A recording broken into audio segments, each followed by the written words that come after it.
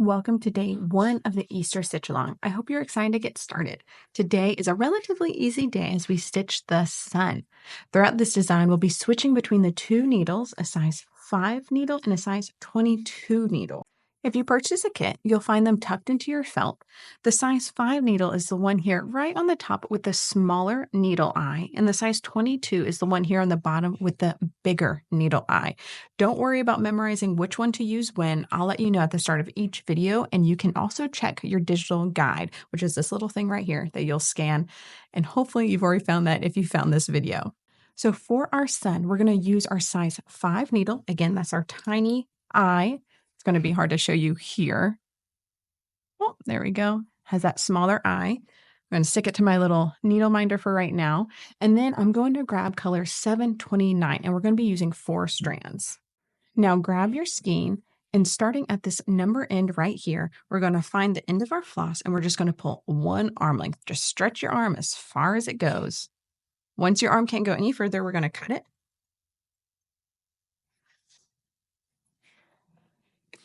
And now we need to get the 4 strands. In order to do that, we're going to flatten our floss here at one end, and you'll see when you flatten it, sorry, it's a little hard for it to see. There we go. Once you flatten it, you'll see that there's 6 strands. You're going to pull 4 and 2 apart from one another. And you're just going to take your time doing this. It is easy to get this thread tangled, especially the way I have to do it in this video. Oftentimes I will hold one side of my mouth and pull the other side. But just take your time in doing so. Now, once you have them separated, you have your 4 strands and you have your 2 strands. Save this 2 strands because you will probably use it later. In this design, we don't use 729 that much, so really you could probably toss it, but it's a really good habit to get into of always saving your excess floss so that you can use every single little piece that you have and you don't have to run out to Hobby Lobby and go grab another skein last minute. So I'm going to put that 2 strand aside, and then I'm going to grab this 4 strand here that I have, and I'm going to tie a knot at the bottom. So I'm just going to simply tie a knot. Now, there's a little bit of excess floss here, so I'm going to cut that, but not too close to the knot because we don't want to compromise the knot. Now, I can grab my needle and thread my floss. I personally like to lick the end of my floss. Hopefully, it'll come into focus here. And then just push it through.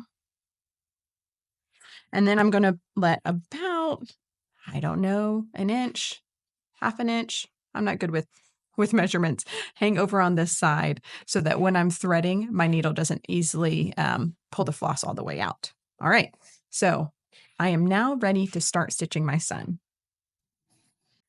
All right, so we're ready to get stitching, but I want to tell you about one of my favorite tools before doing so. You'll see in all these videos, I'm using a hoop stand to hold my hoop while stitching. Typically, this tool can be used under your leg, but for recording purposes, I keep it here on my table. But I will say, while it's not a necessary tool, it is a very helpful tool. If you think embroidery is going to be something you are going to do again and again and again, this tool is really helpful for just being able to have 2 hands while stitching, especially French knots, which is what we're going to get to tomorrow. So while it's not a necessary tool, it is really worth investing in if you learn that you are really loving embroidery and it's something you want to keep doing. So if this is your first project, maybe get through the rest of the project if you want and see if you really are enjoying this. And if so, maybe look into getting one of these hoop stands because I will say it's going to make stitching a lot easier. All right, so now let's start stitching. We're going to begin by outlining the sun here with a back split stitch. Then we're going to fill it in. So let me show you how to do that. We're going to start right here at the top. And we're going to make a stitch length forward. All right, and now a stitch length can be a little different depending on what you're working on. In this case, we're going to go about here, okay?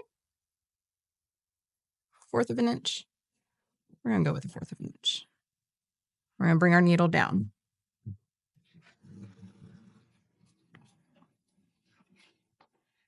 That's stuck on my hoop stand. Hold that all the way down. Now we're doing a back split stitch. I already can't remember if I said that or not. So what we're going to do now is come half a stitch length forward. So if this is 1 stitch length forward, we're going to do half a stitch length forward now. Bring it up. And we're going to split that previous stitch. So go down right and split it right in the middle.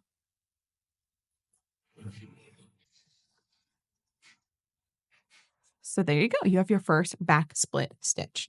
All right. So we're going to keep doing that as we outline the sun.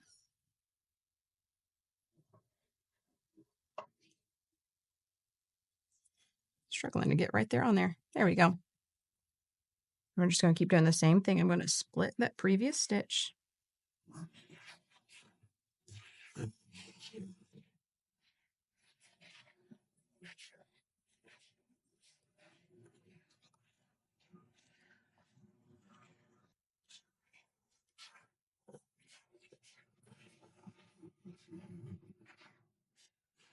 All right, so I'm going to speed this up. As I get over here, I'm going to just follow the outline of the cloud. And then as I finish that outline, I'm going to come back and explain how we're going to continue filling in the sun.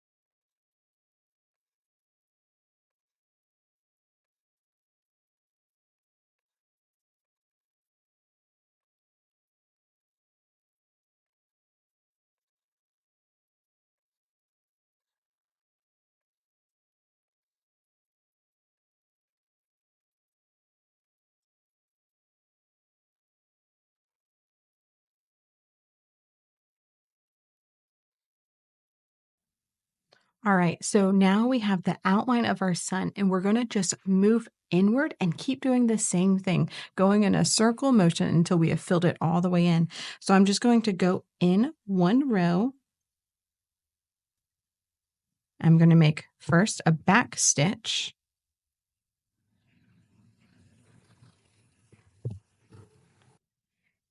And then I'm going to split that just like I did up on the first outline.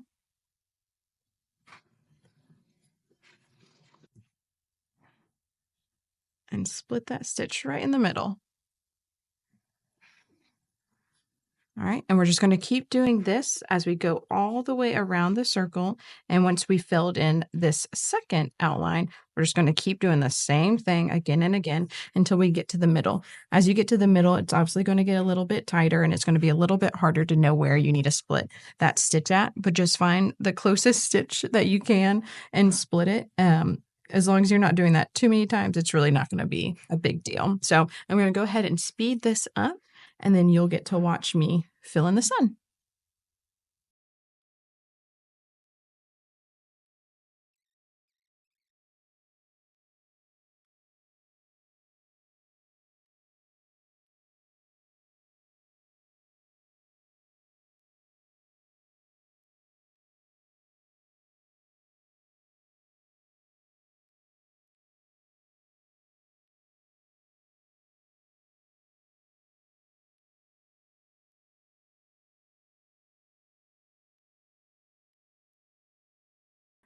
All right, so we have filled in that sun. As you can see, I did about 3 rows of all the way around the sun, and then that last 4th row was more of just a little semicircle. So I didn't have to go all the way around, but it filled it in. You might do a little more, you might do a little less. It depends on how close you're making those stitches, but as long as everything is filled in, you are good. If you feel like you see a few gaps between your stitches, feel free to go in there and just like add a little stitch. It's really not going to throw everything off. Now, I have enough floss to probably stitch my rays, but just for the sake of showing you how to tie off in the situation that you might need to go ahead and tie off, I'm going to show you that now. So I'm going to turn my hoop over. As you can see, I got a little knotted. At one point I was feeling it. I was like, well, I'm in a groove. I'm not going to stop. So I have a little bit of a mess there, but don't mind that. The way I personally like to tie off here is I will cut and leave about this much length. And then I will just split my floss and tie a knot twice. Now, when you do this on things like French knots, satin stitches, woven wheels, you do want to kind of be gentle in your knot, but with a back split stitch, it's really not a big deal. You can kind of tighten it as much as you want. So now I'm going to cut close to that knot, not too close, but enough where I don't have too much excess floss. And then because now at this point, I probably don't have quite enough floss to do those rays, I'm going to go ahead and rethread my needle with another 4 strands. Right. Now that the sun is filled in, we'll move on to our rays. We're going to be using a straight stitch for each of the rays. I'm going to start here at the top, at the tip of that ray, pull my needle through, and then go straight down at the bottom.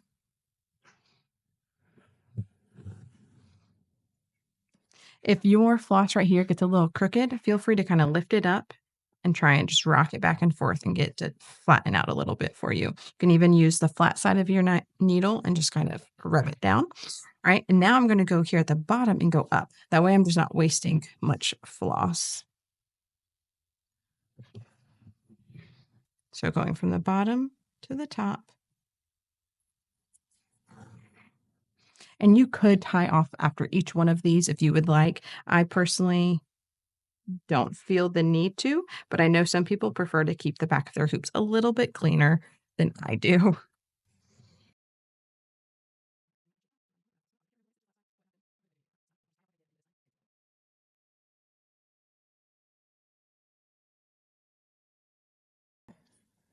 All right, now right as we get to this ray that cuts through the C, we're going to just make 2 tiny straight stitches. Nothing crazy there.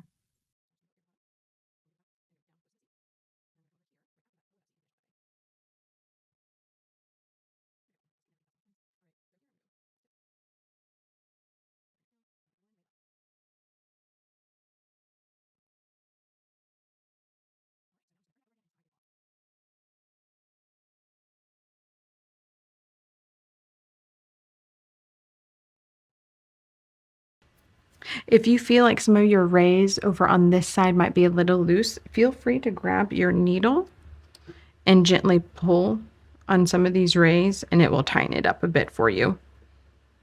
All right, so that's it for today. You completed the first part of your design. Tomorrow we'll be stitching the cloud. So be sure to like this video and subscribe to the channel so you can easily find the next tutorial. I'll see you then.